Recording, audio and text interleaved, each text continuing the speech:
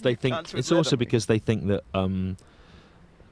stand-up comedy is a sort of pejorative term. Like, one of my one of my people, like, Dave Gorman about 20 years ago, very sensibly, understandably, decided that he wasn't going to allow venue listings and whatever to say he was a stand-up comedian, because he felt that meant people came along with a set of expectations, whereas what he wanted to do was a sort of funny, whimsical sort of PowerPoint thing, and and I thought, no, actually, let's expand let's expand. I understand why he did that, but I will not. When people go, it's more like performance art, I go, it isn't. It's stand-up comedy. No, yeah. And one of my promoters said to me, I don't see it as stand-up comedy. It's more like satire. I went, no, it is stand-up comedy. Satire, quite frankly, is comedy's poor smug cousin. Yeah, I know. So I will not have anyone. I will not have people try to dignify themselves by changing the terminology with which they describe me, and I absolutely resolutely hang on to it. And people do try to do that, to say it's not. And I, at the end of the day, I do have more in common with Roy Chubby Brown than I do with Bruce McLean, performance artist or something. So you would definitely rather be stuck on a plane next to James Corden, yeah, than Doug Stanhope, I think, said, I would rather be stuck in an airport with even the hackiest comedian going than a fucking plumber. Yeah, well, it's quite. Well, there's another thing about that is, not to be like classist, a fucking banker, or a doctor. Okay, or I do lawyer. I do jokes about comedians, but if the public try to say to me, oh, so and so's, I saw so and so and they were no good, I absolutely won't have it, because I sort of think, well, you don't. I was on stage and someone shouted out. I'm really glad you said that. I was on stage and somebody shouted out something about McIntyre, and I sort of went, it's not for you to do that. That's true. Like, there was a whole generation, I think, as well, that you definitely cultivated. Right. There was a whole generation of open micers that saw you, took you at face value, and then started saying, "Oh, Michael McIntyre's shit." Yeah. And every comic was going, try following him in Cardiff on a Thursday, motherfucker. Yeah. Not only that, I've spent time with him in a car. Yeah. He's hilarious. Yeah. He's a really funny guy. And well, again, I don't know that. I've only met him twice. But I mean, don't you? No, I've only met him twice. Oh, he's a funny guy. I don't know anything about him. He's a funny fucking. So I've only got the again, I don't know anything about him. But it's sort of.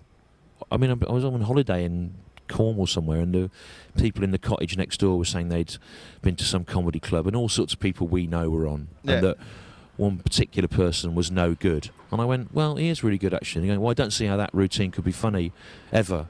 And I went, well, your audience didn't get it. I see no value in it. He obviously doesn't. He's not mad, is he? He does it for a living. He doesn't go everywhere and go down bad like that. And he is really good. And I got really annoyed with them, and they just kind of wouldn't accept it. And then I had to see them every day for a week, having been like this.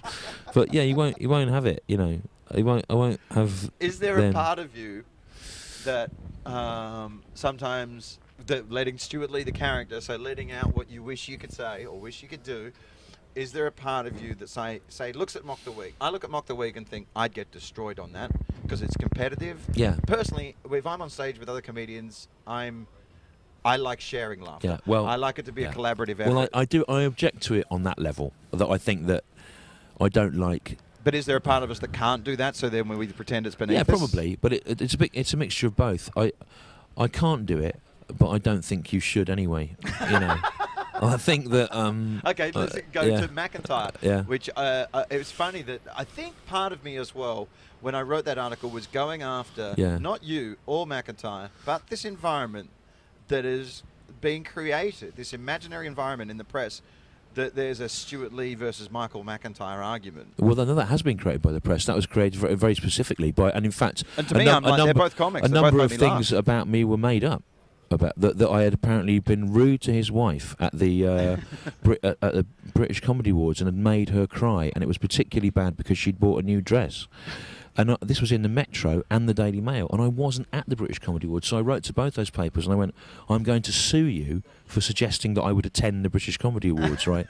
And then they ran a little clarification. So but it was too late then. It was like out of the box that I'd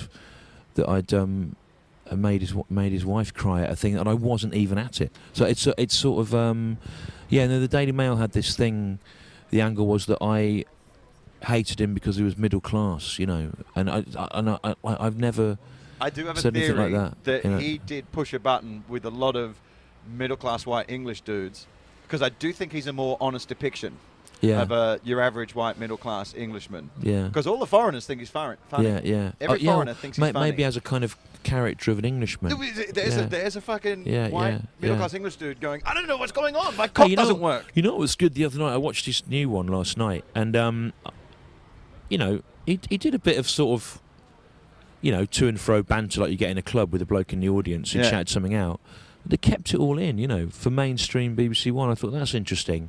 It was an uncharacteristically loose bit of telly. And the last one I see anything like that was Felicity Ward on John Bishop's show. Yeah. She sort of went off at a tangent because somebody shouted something out and they kept it in, and it was really great. But actually, you're absolutely, your breath is taken away by it. But actually, your breath is taken away by seeing something that everyone does all the time in clubs. Yes. Being actually on telly, and that's one of the things I tried to do with the telly show is just sabotage it enough for there to be actual things really happening in the room.